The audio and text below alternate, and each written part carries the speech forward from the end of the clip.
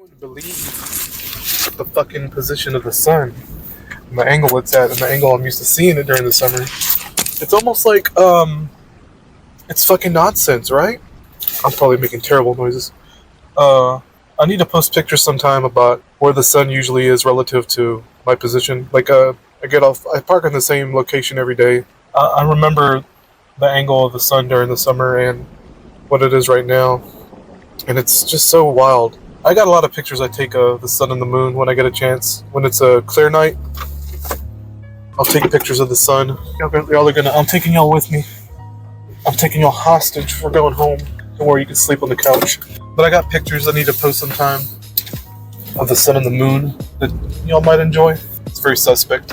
So, I was listening to one of Matt's old videos where he discusses, I don't remember, it's funny, I just watched this video, I don't remember the name of it or what the whole thing was about, but I was looking for this one particular part in which Matt McKinley claimed that he was talking about his grandfather, and around the time his grandfather died, all his family basically, I'm paraphrasing here, I'm putting my own words in, but his family basically were acting like animals when it came to claiming possessions and going through his things and taking his books, his grandfather's books and stuff. And the only thing Matt took was his little box. I think it might have been a cigar box. I might be wrong about that.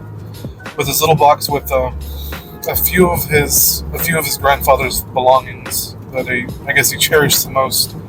And his grandfather's from a different era. If I were to take a guess, Matt McKinley is a Gen X. Well, he is a Gen X, and his grandfather is probably I think they're called the silent generation. It's that generation that fought in the tail end of World War I and in the beginning of World War II. And the ones that fought our world wars for us. If you believe that, I believe that. I'm not one of those people.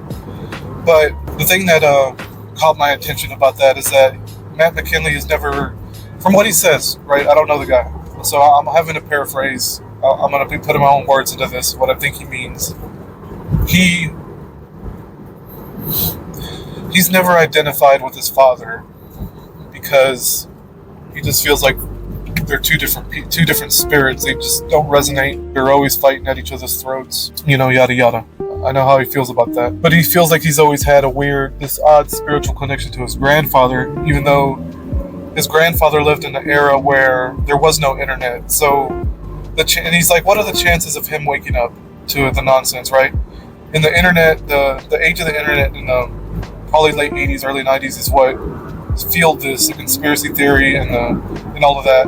And like he said before, it's conservative. I gotta assume his grandfather was really conservative.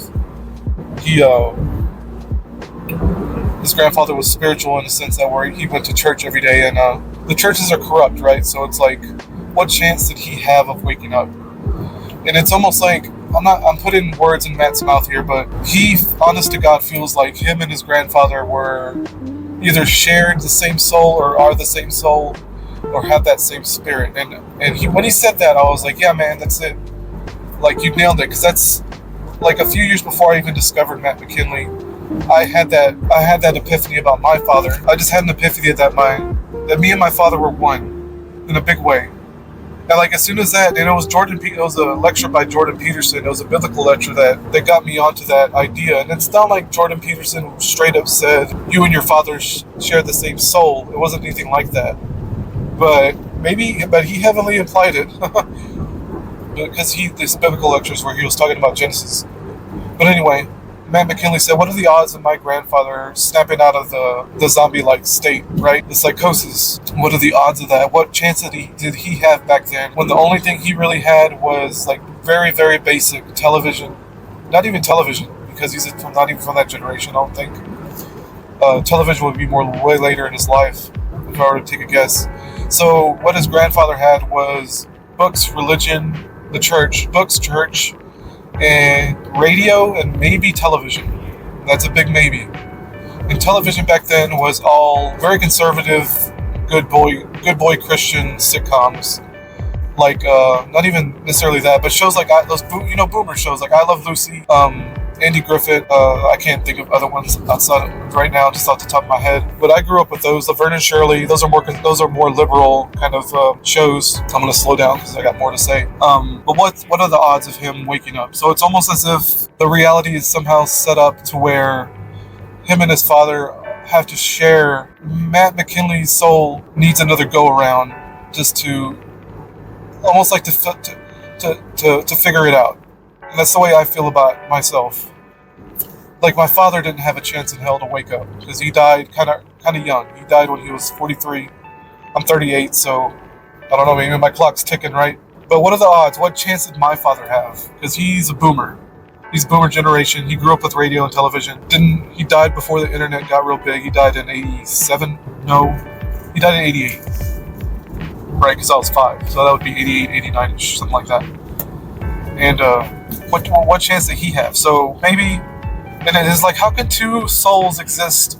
Well, how can one soul exist in two bodies at once? And it's like, I don't know.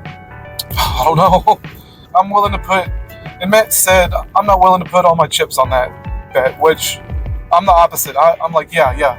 Like, you fucking nailed it, dude. And I get that impression with my wife. Like, because she acts like her grandfather in a lot of ways.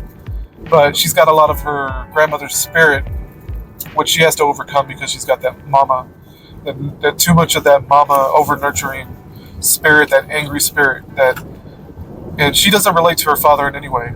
And it's like Matt's situation. He can't relate to his father. He relates more to his grandfather. It's the same with my wife, but for me, it's like I relate to my father even though I didn't know him. I feel like I knew him. The moment I realized that my father and I were one and the same, we're both named Rudy, by the way. We both share the name Rudy. It's my mother's idea from what I heard, from what she told me. And it's like, we share the same name. We probably share the same soul. At the same time, when he was alive. And the moment he died is when the separation occurred, because obviously he died, but the spiritual separation, like I've talked about in the past. Anyway, guys, I think that's all I wanted to say. I'm home now. Hope y'all found this interesting. Got a little face reveal. Thanks, guys.